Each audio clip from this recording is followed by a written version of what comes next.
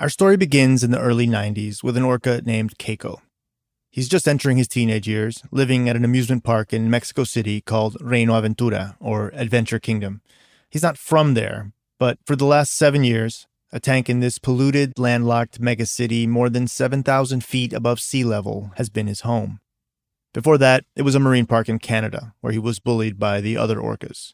Before that, it was a tank in a big concrete building in Iceland, where he was kept for about 3 years, unable to see the sky. And even before that, it was the North Atlantic, where he was captured and separated from his mom and the rest of his whale pod, probably when he was around 2. I don't think I really understood how traumatic this could have been until I learned that male killer whales are essentially mama's boys, and not just when they're young, but basically their entire lives. Even as adults, they might swim by their mother's side, they depend on her.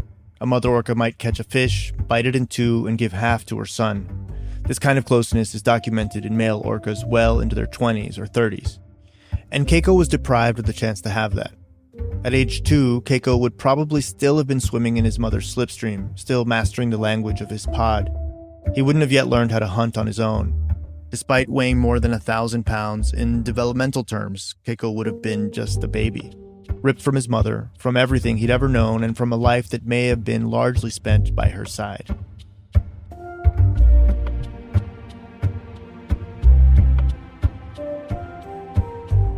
So of course it's hard to talk about a pool in a Mexican amusement park as a substitute for any of that. But what I can say is that the people who work there, they truly, sincerely love Keiko. They are, for all intents and purposes, his pod. Well, obviously, my purpose in life at that time, it was Keiko and Keiko only. That's Renata Fernandez, who worked with Keiko at Reino Aventura.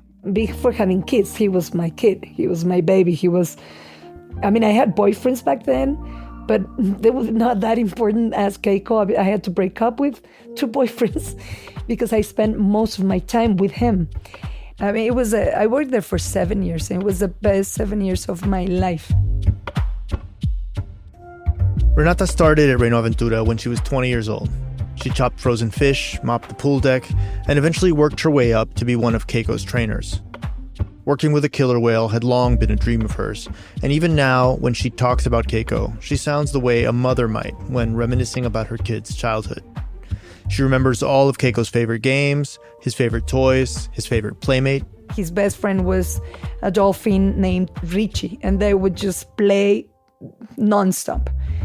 And between shows, he would just have Richie on top of him, just kind of like giving him a ride. If Keiko had his moods or played favorites, well, Renata says that was just part of who he was. Keiko would choose who to play with. We had this very young girl. She was 16 or 17, and she would come into the water, and it was like a magnet for Keiko. He would love her, love to be with her. And why? Nobody knows. It's just, it's like chemistry. In the off-season, when there were no weekday shows at Reino Aventura, Renata and the other trainers swam and played with Keiko for hours. Most of the people who worked with Keiko were young, none older than 30, and they made Keiko the center of their lives. They fed him by hand, gave him belly rubs all the time. They even set up a special hose just for him. He loved to be sprayed. And as far as anyone could tell, Keiko genuinely seemed to like it. We had this little boat, and there was a rope tied to the front, like a long rope. But we would put it in the water, and like 3 girls would get, hop in it, and he would pull us all over the pool, and then he would pull it down just to make us fall from the boat. And that was over and over. And obviously we would laugh and then get on top of the little boat again. He would, give us a ride again. So, he would have a blast. There's nothing about that last sentence of Renata's that could be fact-checked. Not a word. We don't know if Keiko was having a blast. We can't know. Maybe he was dragging the trainers around because he was bored, or because he loved these friendly people who fed him every day. Maybe what his humans interpreted as Keiko having fun was really just habit, or even defeat, like, why not let the people ride? They seem to like it. We can't really know what animals are thinking, so we do our best with the information we have, making educated guesses about the inner lives of the creatures we love. And that's what this story is really about. an imperfect attempt to understand what might be best for an animal who can't speak for himself. The intention to make things right for him, to make things better. Everything I'm going to tell you in the next 6 episodes was set in motion by these good intentions. And by everything, I mean an unprecedented global campaign, a high-profile, high-stakes science experiment, and a debate about what exactly we, humans, owe the natural world. At the center of it all is Keiko, who would become, almost by accident, a symbol for all whales, for the health of the oceans, for the very concept of wildness, but who was also an individual orca with a name and specific history and trauma and character. A character with fears and limitations that no human could ever hope to interpret with any certainty. Not that they wouldn't try.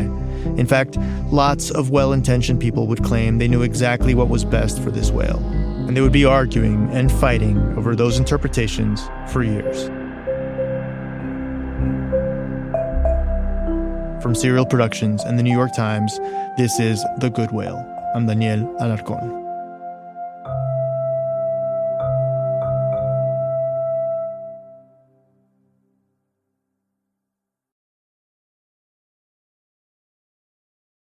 It wasn't just Renata and the other trainers who loved Keiko, or even just the people in Mexico City who went to see Keiko at Reino Aventura. It seems like pretty much every kid in Mexico knew him. He was beloved, a kind of national mascot. He was like the pet, Mexico's pet. One person I spoke to compared him to a Mexican Mickey Mouse. And in fact, a lot of people assumed that Keiko was Mexican, like actually from Mexico. They never considered that he could have come from anywhere else. He was just theirs. We talked to lots of people who grew up in Mexico City in the 80s and 90s, and they said again and again that Keiko had an aura about him, that seeing him at Reino Aventura was like hanging out with your 7,000-pound best friend, the killer whale you told your secrets to, what was happening at school, who your crush was. It was that kind of relationship. If you watched television in Mexico in the late 80s or early 90s, chances were that sooner or later you'd see Keiko. He was in Reino Aventura commercials, of course. There were pop songs dedicated to him.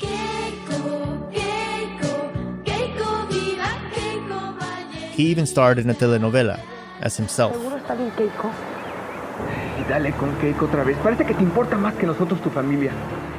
And then there were the shows, when visitors got to see their beloved pet up close. Reino Aventura doesn't exist anymore, not under that name anyway. It's since been acquired by Six Flags. But back in its heyday, in the early 90s, Keiko was the star attraction. And these shows, they were legendary. At the peak of his fame, there might have been 200 people lining up a couple of hours before the gates opened. A pair of clowns marched around, playing trumpets, entertaining Keiko's fans as they filed in.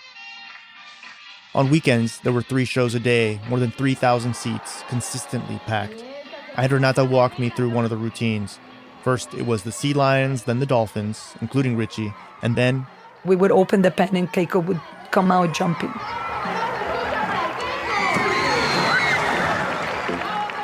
So the people would just go crazy, obviously.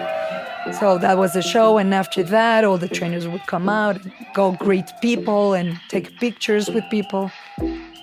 There were so many people clamoring to see Keiko up close that his veterinarian told me they set up a kind of receiving line. He even compared the crowds to the believers who wait in line to see the Virgin of Guadalupe. That reverential, that devoted. So that's Keiko, occasional TV star, quasi-saint, telepathic confidant, and best friend to countless Mexican children. And this was his life. Constant attention from his trainers, games with his favorite dolphin buddies, performances for thousands of adoring fans. But it was all about to change.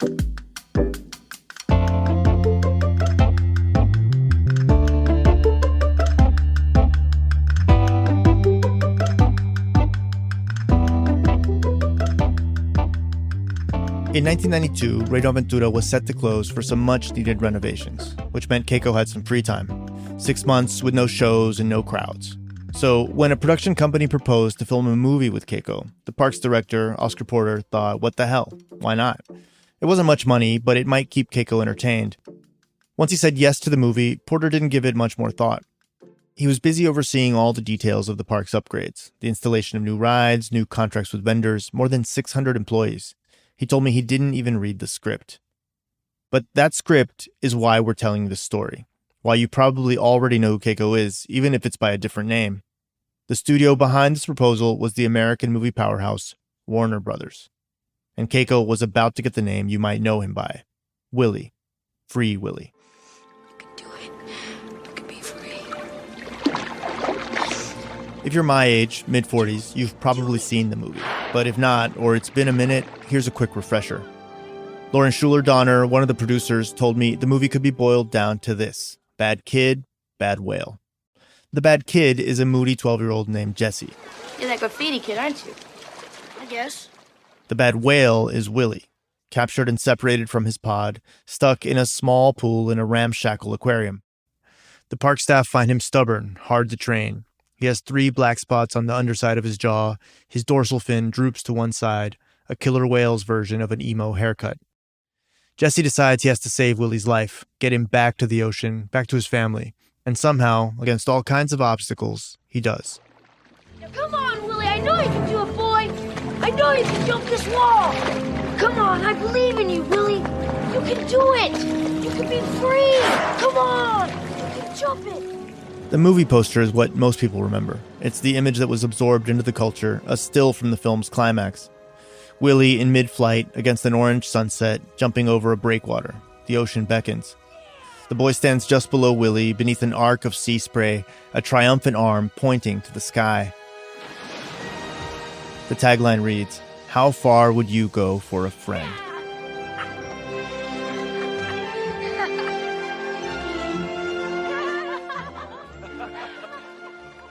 When it came to who would play Willy, it wasn't like Warner Brothers had a ton of killer whales to choose from. A producer on the film told us her team approached a few different marine parks, but people weren't excited about the message of the movie and wanted changes to the script. Finally, they landed on Aventura, who signed off, as we mentioned, without even reading it. And Keiko, it turns out, was perfect for the part. See, for the film to work, the producers needed something very specific, a kind of sad-looking whale living in less than ideal conditions. They needed a whale kids would feel sorry for, a whale children would want to save. And the fact is, while Keiko might have been happy, he wasn't actually that healthy. He was a couple 1,000 pounds underweight, not because he was underfed, but probably because the warm water affected his appetite. He had a skin rash too, something called papillomavirus, which looked bad, even though the veterinarian at Aventura said it wasn't that serious. But most striking of all was his tank. It was small, disturbingly small. One of the film's producers joked it was smaller than some swimming pools in Beverly Hills. The water he swam in wasn't even seawater, just fresh water with salt added. Renata says they checked the salt levels frequently and they weren't under any illusions that Keiko's living conditions were ideal. She told me Aventura looked into building a larger pool, but just couldn't make it work financially. So strip away for a moment almost everything I've told you. Forget the love and the games and the trainers and the fans, and see instead what the camera sees. Keiko, a smaller than average killer whale with a droopy dorsal fin, swimming alone in a tiny, shallow pool. He was exactly what the movie required.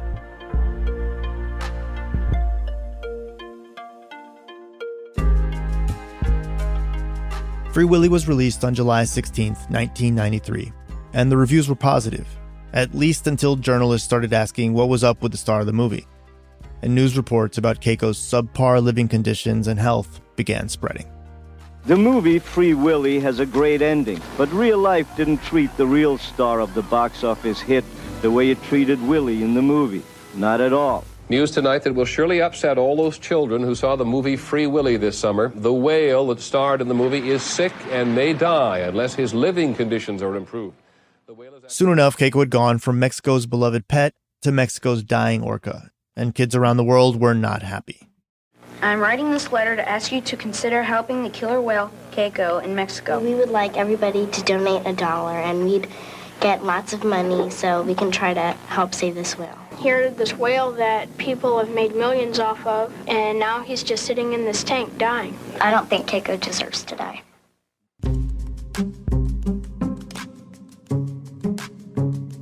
In Mexico, Aventura and the staff were suddenly having to defend themselves in ways they hadn't before, trying to convince crusading celebrities and animal rights activists that they did indeed care about Keiko's well-being.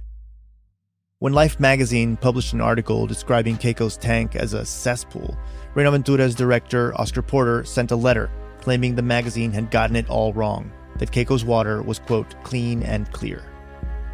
Back in Hollywood, Warner Brothers was getting hammered too. Bags and bags of mail from kids arrived at the offices, all demanding the same thing: free Willy. Or rather, free Keiko. And so, if the studio wanted to avoid a PR nightmare and not break the hearts of millions of children, then it was clear someone had to save him in real life. That's after the break.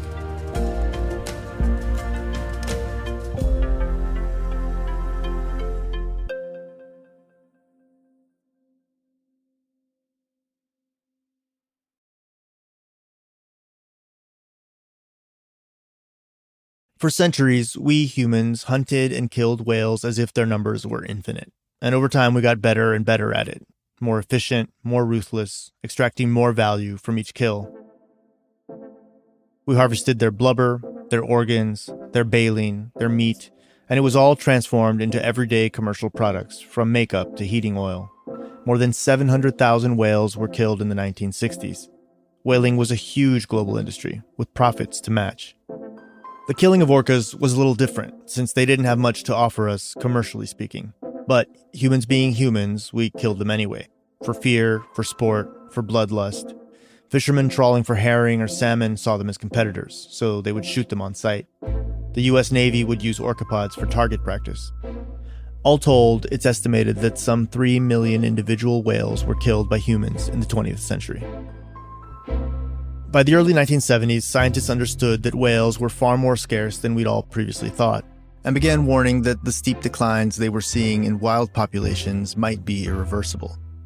In response, the Save the Whales movement was born, with the goal of ending commercial whaling worldwide, a bold, quixotic idea to convince the countries that still practiced whaling to simply stop. I'm telling you all this because, in a way, everything that happens to Keiko a couple of decades later is a result of it, of this idea that these creatures were worth protecting. And it's also when this next significant person in Keiko's life enters the story, a guy by the name of Dave Phillips. I was pretty young then. I was like 2 years out of college. It was the late 70s. The Save the Whales campaign was just starting to pick up steam, and Dave wanted in. So he packed up his life, drove his turquoise Volkswagen Rabbit out to California, and soon joined the movement to do his part. I was green. There were other people there that were a lot more experienced than I was. I was more likely to be out there with hiking boots and long hair and just getting dirty. So yeah, he was kind of a hippie, but he was a hippie with a degree in biology who found he was too impatient to spend his adult life in a lab studying the minutia of wildlife without doing anything to save it. Given the scale of the environmental crisis he saw, science moved too slowly for him. The central message for the Save the Whales campaign was simple. Whales are not commodities, they're living beings. This message was everywhere. There were bumper stickers and t-shirts emblazoned with the words "Save the Whales." The slogan itself becoming so ubiquitous it was almost cliche, played as a punchline. There were Save the Whales marches and rallies across the world, and Dave was there for all of it. Most importantly, he was there in 1982, a pivotal moment in his career, when the International Whaling Commission caved to the pressure and voted to impose a worldwide moratorium on commercial whaling. They'd done it. They'd saved the whales from what many felt was their almost certain extinction. So Dave learned two things. One, to succeed, your message had to be everywhere. If your slogan becomes a joke, so be it. At least people are hearing the message. And two, whales are magic. It's that simple. They're just one of those species that people fall in love with.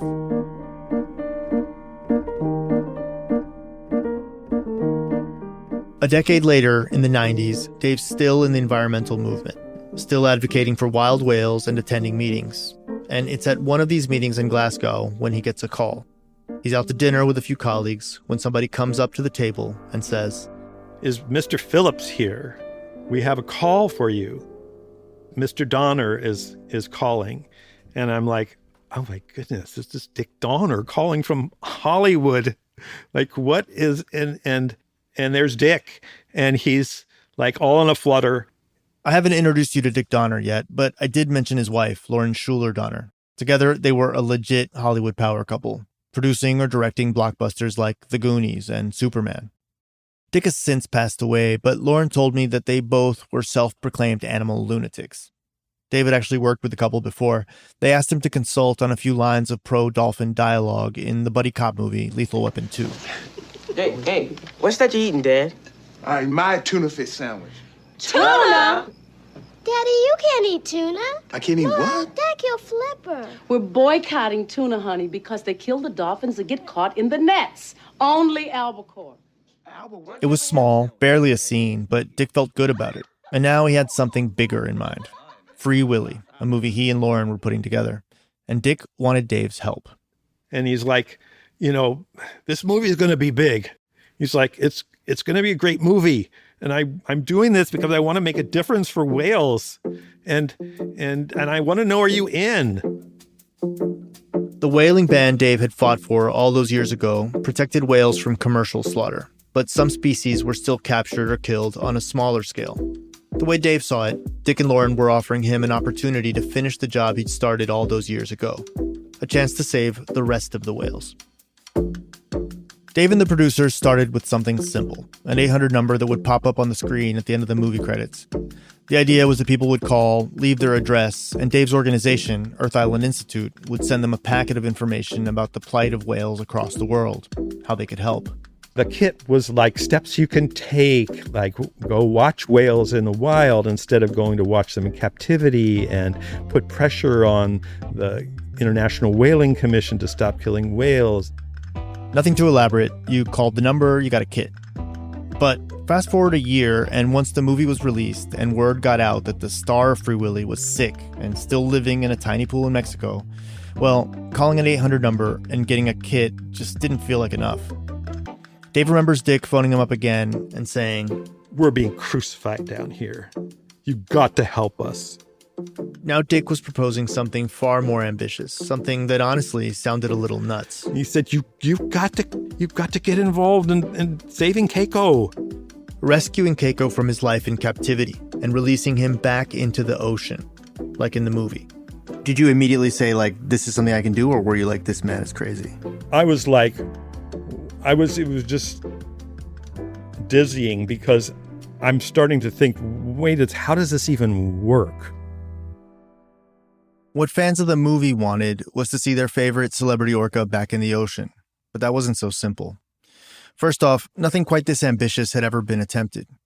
True, other captive marine mammals had been released to the wild, but they hadn't been in captivity nearly as long as Keiko. So, saving Keiko would require an extraordinary effort. Dick Donner wanted Dave to do it, but this wasn't exactly Dave's specialty. His whole career had been focused on big, huge problems, protecting the ocean and saving wild whales, plural. What Dick was proposing in response to the public outcry around the movie was much narrower in scope, saving the whale, singular.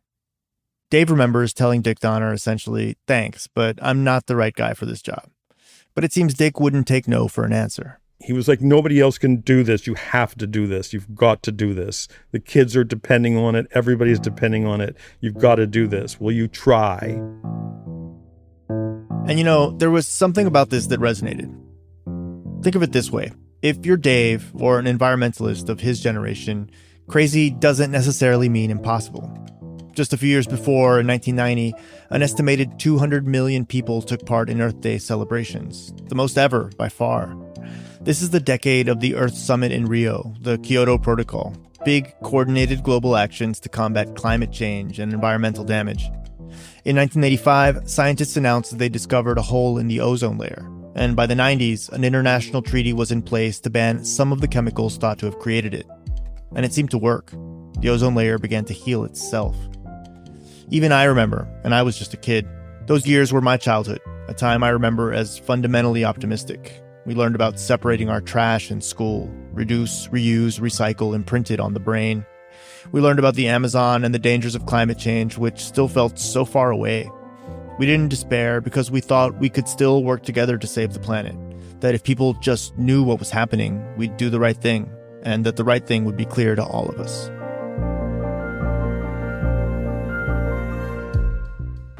That's the moment we're in, the moment Dave's in, and so sure, saving Keiko sounds a bit nutty.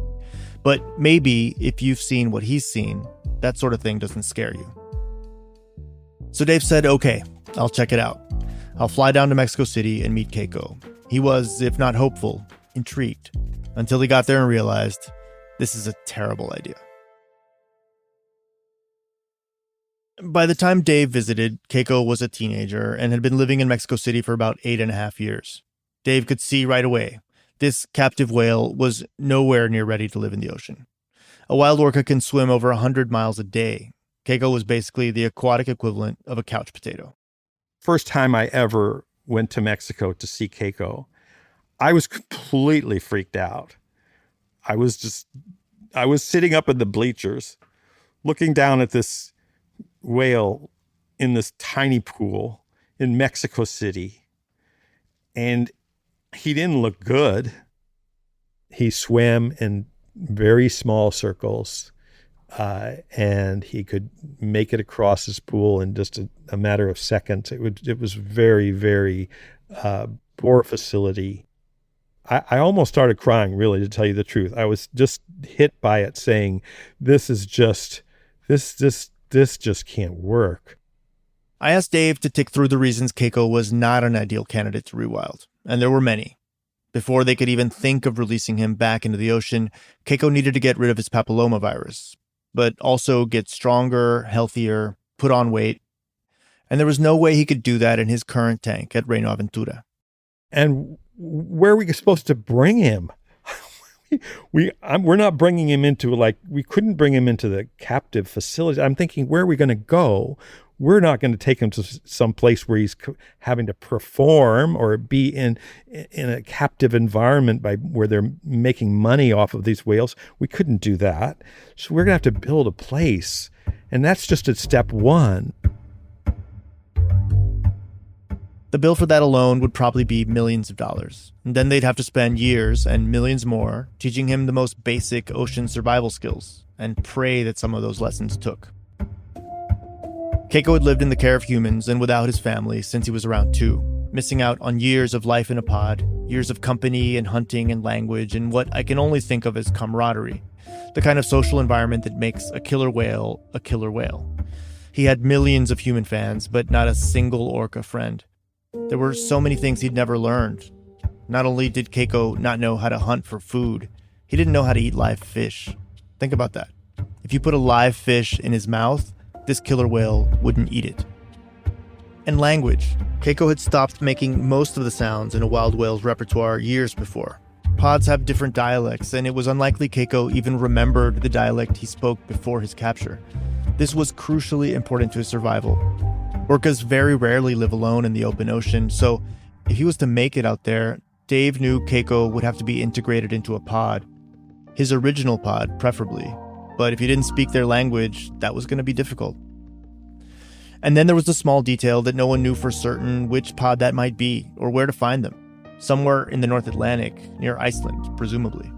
How are we going to get him back to Iceland? It's a whaling nation. Are you kidding me? What, we're going to go over to Iceland and convince them that we want to bring back this whale because the world wants to save him? Did you do a back of the envelope, sort of what's this going to cost thing, on the plane back? Yeah, exactly. Before even while I was down there and on the way back, I lined it out. I was way over $10 million. And I was at that point, I pretty much just stashed it back in my pack saying, I don't know about this. It's just, I don't, we're not used to things with 6 figures behind it. I could see about 10 impossible steps here. So 10 impossible steps, at least. But let's be real. For Dave, it was also one giant opportunity. Up until this point, Dave had been thinking about Keiko the way everyone in the world was thinking about Keiko, as one individual killer whale in need of saving. But what if he allowed himself to see it differently? He'd experienced firsthand the hold that whales had over people at anti-whaling marches across the world. He'd seen the power that media campaigns could wield with the Save the Whales movement. This could be something much bigger. What if Keiko, the individual, could become Keiko, the symbol? What if you could use Keiko to tell a story about the ocean itself? You talk about trying to protect all the oceans and that those are the big issues. Those are the big, huge, unsolvable problems, global warming, etc. But they're so diffuse. people can't see acidification rising in the oceans. They can't see the coral reefs dying out most of the time. They're not seeing it. There's nothing, it's too broad to say the oceans are dying. There are no grab points. There are no things to manifest what's at risk. But whales are one of the things that is just so otherworldly, so majestic, just incredibly, amazingly intelligent, social, powerful, and that means something. It hits people in a different way than talking about the threats to the ocean ecosystems. And then that's what got me over my own view that this is only one whale. It's like, yeah, he's one whale, but he's going to be the most famous, or he could be the most famous whale in the world. And Dave knew you could do a lot with that kind of star power, with that kind of attention. So he set aside his doubts and decided that yes, as absurd as it sounded, he was all in.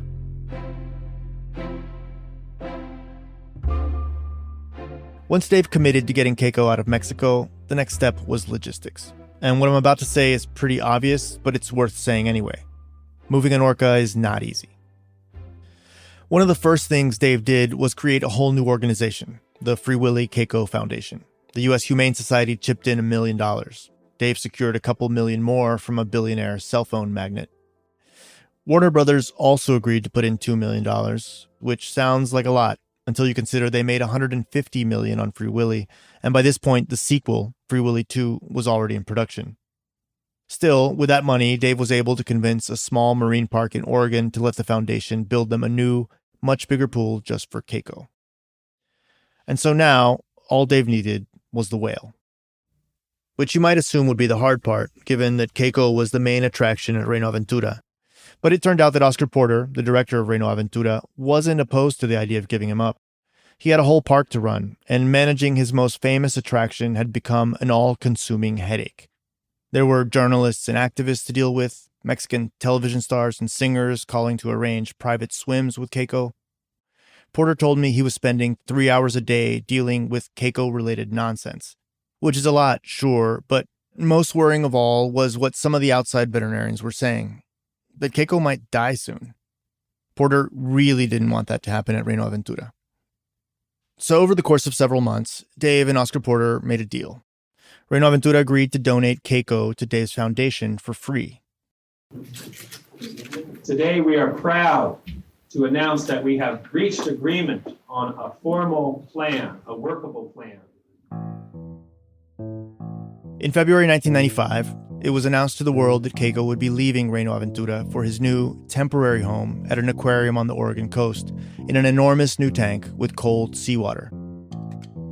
Dave laid out a vision for Keiko's future, invoking the plot to Free Willy 2, which would hit theaters a few months later. And in that film, Willy is reunited with a mate and has a child and lives happily. This is our goal. We would love to see the situation in which Keiko could have a mate and could be able to eventually be released to the wild.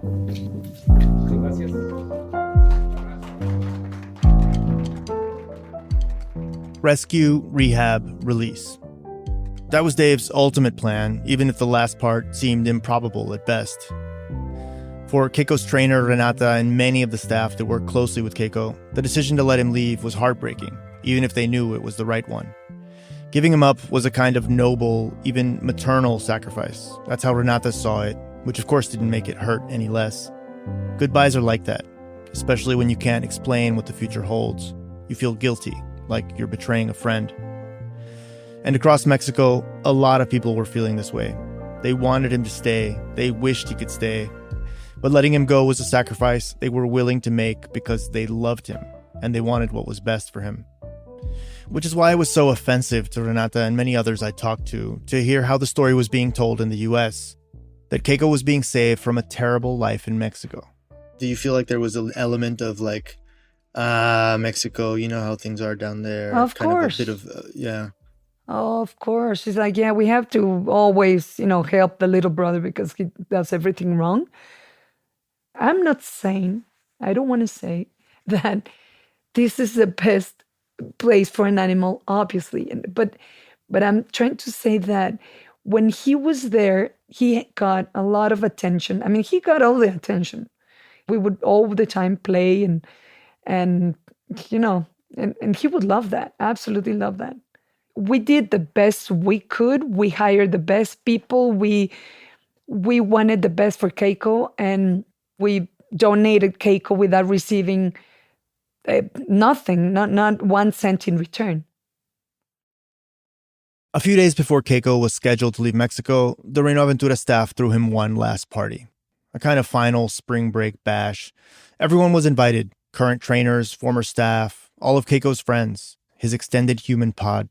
So we were like 30 people in this place. And in the Delphinarium, we made a big luncheon and we all got into the water and we all played with Keiko. And there was a lot of crying. And I mean, it was fun. And Keiko was so happy. And he would play with all of them. Wait a second. So you're telling me, Renata, that like 30 people got in the pool with Keiko at the same time to play? Yes. Yeah. I mean, you would never get this in SeaWorld or Marineland or any other aquarium in the world. If you tell this to a veterinarian from these, huge aquariums, they would tell you that, I mean, that's not a good idea because the animal gets stressed or, I don't know what would they say, but he was so happy. He was so happy. On January 6th, 1996, it was time for Keiko to go. They decided to move him in the middle of the night for a few reasons. To avoid the heat and the traffic, but also the crowds that were sure to want to say their goodbyes. Moving any object as big as a killer whale is an engineering problem. But when that object is a living thing, there's an added complication. Getting Keiko out of Reino Aventura and onto a plane would depend in no small measure on the cooperation of Keiko himself. And that required training. For months, they'd worked on it with him. First, he'd swim into a small, shallow pool, and then into a custom-made sling, swimming in and out of it, weeks spent just getting comfortable with his process. He had to be comfortable because once he was in that sling, he'd stay wrapped in it for at least 14 hours. The challenge would be to keep him calm. He had to trust his humans, not fight or flail. Trust. The night of the move, it's noisy and chaotic. I've seen the videos, and it's just manic. It doesn't look like an aquarium or even an amusement park. It looks like a construction site. All this movement and whirring of motors and beeps and shouting and lights. Renata stayed close to Keiko, touching him, close to his eyes so he could see her. But when it was time for him to swim into the shallow pool where the sling awaited him, he refused, and there was nothing they could do to persuade him. Finally, a dozen people in wetsuits encircled him with a net and pulled him into place. In the shallow pool, Renata and the other trainer dried him off before applying moisturizer all over his body. Actually, the same stuff you might put on a baby to protect from diaper rash. You need his skin to be protected. So we were rubbing hard, like thick cream on all over his body. And we would be talking to him the whole time. But I was like just thinking about him and how nervous he was getting. So he started, like crying a little bit because he was nervous and everybody was so nervous. And you can transfer that to Keiko, obviously. So there are, moments where you just hoping that he just relaxes. Once Keiko was in the sling, it was attached to a crane that lifted him out of the pool and placed him in a shipping container filled with 3,000 pounds of freshwater ice. The container sat on the back of a tractor trailer, ready for the hour or so drive across the city to the airport. Once there, it would be loaded onto a giant cargo plane. David convinced UPS to deliver Keiko to Oregon for free. When the caravan finally left, there were crowds, more than they'd expected.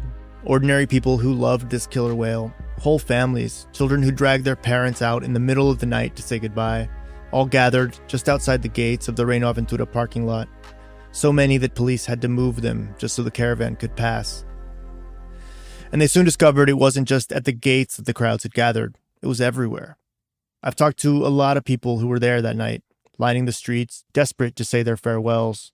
One person told me the only thing he could compare it to was the time the Pope visited Mexico City. The route to the airport was supposed to be secret, but that's not how it worked out. Reporters kept the city abreast of the caravan's progress. There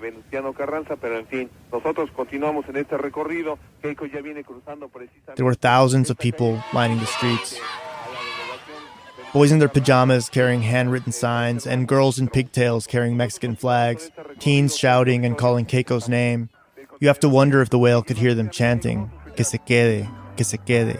He should stay, he should stay."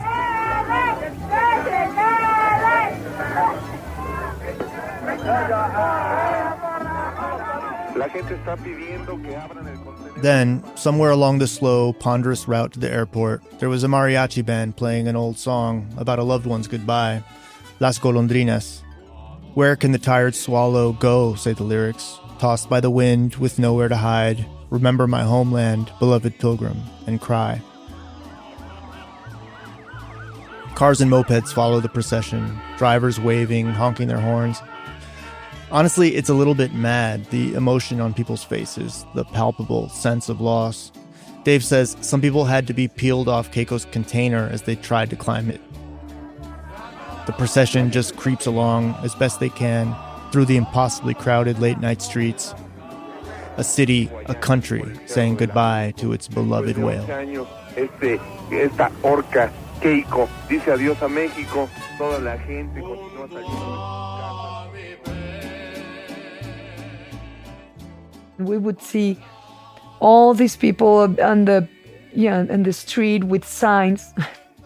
I just want to cry just to remember about it. And people waving and crying and screaming like goodbye. It was so emotional. I was sad and happy at the same time because we're all doing this because we hope he's gonna be okay. But it was for Mexicans to say goodbye to the only, obviously, orca that they would ever have.